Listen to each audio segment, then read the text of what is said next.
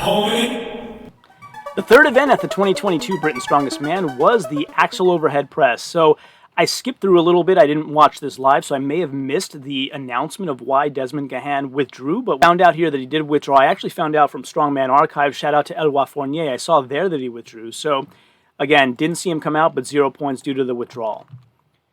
0 for Mark Felix as well. He went third in the order versus Andy Black. His right wrist failed to flip over on the first clean attempt. So what I mean by that is he belt cleaned it and then went to flip it over and one wrist went down, so the bar fell and he had to try again.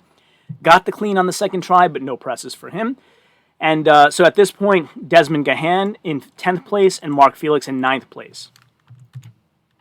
0 for Andy Black as well. So he went third versus Mark Felix. He had all kinds of problems even trying to get a clean and seemed like slightly disappointed after. Andy was never too high or too low emotionally, but had this like slight disappointed look through a lot of the events, but he ended up doing pretty well overall, but not here. So 0 for Andy, running in 8th place after 3 events. 0 for Luke Stoltman as well, and that is because he also had to withdraw. So this I did see on the air. Luke came out after the first 2 pair did their head-to-head. He came out and was very emotional, telling the crowd about his constantly spasming right quad during that deadlift, and he apologized for withdrawing. He was very emotional, covering his face, sort of seemed to be in tears. He said he didn't think it's torn, but he can barely walk, so had to withdraw, unfortunately. Luke Stoltman, a big fan favorite, and hopefully he heals up soon. Hopefully it's not anything too severe. 5 points went to Shane Flowers, who did 2 reps here. He went 4th versus Paw Dyer. He was, quote-unquote, bullying up the reps, as they said on the telecast, as opposed to what I call Paw's immaculate technique. So Shane comes away with 5 points. In 5th place overall after the axle press, Luke Stoltman in 6th overall after the axle press. Mark Steele does 4 reps, comes away with 8 points here. He went 1st versus Ryan England. He seemed to be lifting with no belt, no hard belt or otherwise, while Ryan England did have a hard belt. Mark said he felt a bit of a pop before trying for his 5th, so he stayed with his 4 reps, running in 11th place after his 8 points gained on the axle press. And the aforementioned Ryan England went 1st against Mark Steele, as we said. Steele was smoother and ahead with his push presses, while Ryan England was pressing stricter, but both of them got 4 reps, so interesting how different techniques come to the same result. Ryan said it wasn't heavy for him, but he had some breathing issues, so he said, no matter, I was spurred on by the fantastic crowd and my family in attendance. He just seemed to be really having a great time during this contest. 8 points for Ryan England, running in 6th place after 3 events. Paul Smith went 2nd alone after Luke Stoltman's withdrawal, so he had very athletic cleans, 4 nice reps with a push jerk clean, so not the press portion, which was interesting.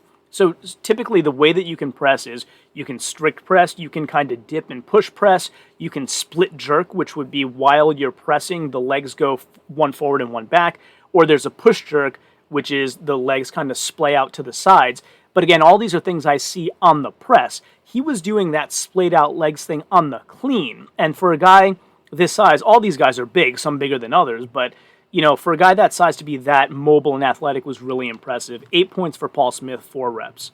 And he is in 4th place after the axle press. Paw Dyer also with 4 reps and 8 points. He went 4th versus Shane Flowers, and I called it immaculate technique. He brought it up to the belt clean, no issues, one hand up, the other hand up, pushes it up, beautiful split jerk. It's just so many nuanced techniques put together beautifully. Just a real pro who has obviously done this a million times. It was beautiful to watch Paw Dyer do this axle press. I said the same thing about Sigfus Fosdal on the Husafell carry at the Magnuson Classic last year. You know when you're watching a real pro at a particular event, and this was another example of that. So 8 points for Paw, 2nd place overall still after 3 events, so really putting himself in a great position. 8 points for Adam Bishop, who did 4 as well, and Adam Bishop not known for being a great overhead presser. My prediction was a bit off here, very off here, and I'll say, kudos to Adam Bishop. He went 5th versus Tom Stoltman. A huge effort to get that 4th one, but he got it. And Tom was just faster and had more in the tank than anybody in a lot of these events today. But Adam with a great performance here. He pointed to his shoulder afterward and said he felt a crack in his clavicle, but he's going to crack on anyway. The British term, we're going to proceed and do our best. And so interesting there. Bishop in 3rd place after the axle press. And Tom Stoltman wins the axle press. As I predicted he would tie it, but he ends up winning the axle press. Went fifth versus Adam Bishop. I thought Neil Pickup was purposely announcing certain guys with more emphasis than others, but then he announced Tom Stoltman with less emphasis here. So I think he's just doing it for the second guy every time. So it was basically like, let me introduce Adam Bishop! And on platform 2, Tom Stoltman. Like, it was more, instead of all the theatrics, the second guy was always like the seriousness. And so I thought he was doing it on purpose, but then I saw a pattern and I'm like, oh, he's always doing it for the second guy, so no favoritism. And then, as I said, Tom just seemed like none of the reps were hard. Like, the later reps were no harder than the earlier ones, and as long as he was taking a brief break in between, like, he was well-planned, well-rehearsed, well-prepped, just all the way through. A great performance for Tom Stoltman, who wins the Axel Press at Britain's Strongest Man 2022. Let's have a look at the penultimate event, the sandbag tossover bar.